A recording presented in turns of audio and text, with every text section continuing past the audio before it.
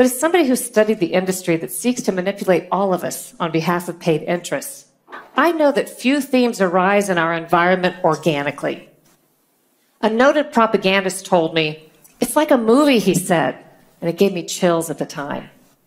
Nearly every scene or image that crosses our path in daily life, he said, was put there for a reason, often by someone who paid a lot of money to place it there. What if the whole anti-fake news campaign was an effort on somebody's part to keep us from seeing or believing certain websites and stories by controversializing them or labeling them as fake news? But who would want to do such a thing? When connecting the dots, I find it often helps to follow the money. I wanted to know who was funding the nonprofit First Draft and its anti-fake news effort. I found the answer. It was Google. I'm not the only one who thinks the whole thing smacked of the rollout of a propaganda campaign. Glenn Greenwald of The Intercept wrote, "The most important fact you need to realize is that those who most loudly denounce fake news are typically the ones most aggressively disseminating it." So what's the lesson in all of this? I'm not here to litigate who's right, but I can tell you there are two ways to tell that powerful interests might be trying to manipulate your opinion. Number one, when the media seems to be trying to shape or censor facts and opinions rather than report them. Number two, when so many in the media are reporting the same stories, promulgating the same narratives, relying on the same sources, even using the same phrases. I mean, think of it. There are literally thousands of legitimate news stories that could be reported in a given day and an infinite number of ways to report them. When everybody's on the same page, it might be the result of an organized campaign. I'll leave you with a final thought and a warning. It's about a new catchphrase being bandied about, media literacy, as in we'll tell you who to trust and who not to trust.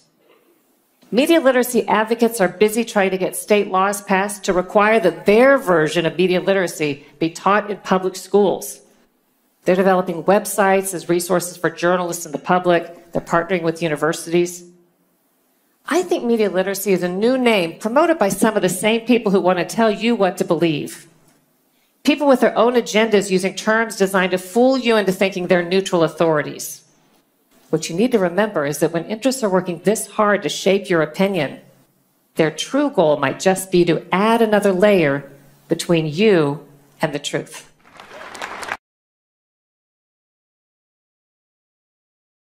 When so many in the media are reporting the same stories, promulgating the same narratives, relying on the same sources, even using the same phrases.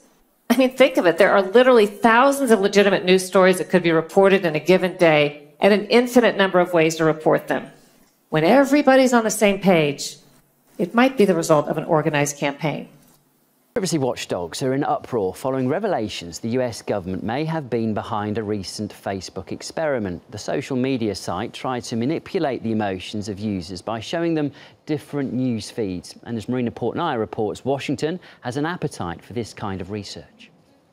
When the world's largest social media platform betrays its users, there's going to be outrage. It was a study to see whether Facebook could influence the emotional state of its users on that news feed. It allowed researchers to manipulate almost 700,000 users' news feeds. Some saw more positive news about their friends, others saw more negative. Well, I'm not surprised. I mean, we're all kind of lab rats in the big Facebook experiment. But it wasn't only Facebook's experiment. Turns out the psychological study was connected to the U.S. government's research on social unrest. This is really kind of creepy. Yeah. And it gets worse. What you may not know is that the U.S. Department of Defense has reportedly spent roughly $20 million conducting studies aimed at learning how to manipulate online behavior in order to influence opinion. The initiative was launched in 2011 by the Pentagon's Defense Advanced Research Projects Agency, otherwise known as DARPA. The program is best described as the U.S. media's effort to become better at detecting and conducting propaganda campaigns via social media. Translation: when anti-government messages gain ground virally, Washington wants to find a way to spread counter-opinion. They want to dominate what they call the information battle space. Right. So what they're looking at is developing methods and techniques in order to do that. And it gets very scary from the standpoint of where our rights could be violated and, you know, not knowing whether we're receiving accurate information. Security and privacy researcher Kevin Gallagher says one way the U.S. government can spread misinformation is through fake bots on Twitter. You're followed by a lot of these accounts who haven't really set up their profiles. Apparently, I have a bit of a fake following. Look at this account.